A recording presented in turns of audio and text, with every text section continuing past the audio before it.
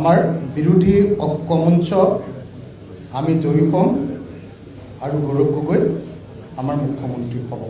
মই দৃঢ়তাৰে আপোনালোকক কৈছোঁ 1993 চনৰ পৰা 1993 পৰা মই মানুহৰ লগত একেলগতে কাম কৰোঁ, আন্দোলন কৰোঁ, মানুহৰ মাজত থাকোঁ।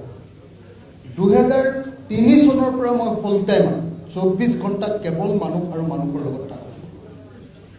আৰু তাৰ অভিজ্ঞতাৰ ভিত্তিত মই আপোনালোকক স্পষ্টকৈ ক'ব খুজিছোঁ যে 2026 চনৰ বিধানসভা নিৰ্বাচনত অসমৰ ৰাইজে বিজেপি চৰকাৰক হৰুৱাবৰ কাৰণে, বিজেপি দলক পৰাজিত কৰিবৰ কাৰণে আৰু বিৰোধী ঐক্যমঞ্চক জয়ী কৰাবৰ কাৰণে ভোট প্ৰদান কৰিছে।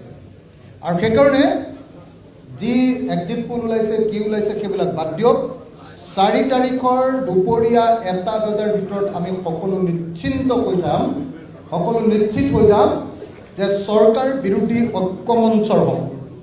মই প্ৰত্যেকজন কংগ্ৰেছ দলৰ, ৰাইজৰ দলৰ, অসম জাতীয় পৰিষদৰ, CPI, CPIML, CPIM আৰু APHLC সকলো দলৰ সদস্য আৰু নেতৃবৰ্গক মই অনুৰোধ জনাইছোঁ যে আপোনালোকে নিশ্চিন্ত হৈ থাকক, চৰকাৰ আমি বনাম, বিৰোধী পক্ষই বনাম।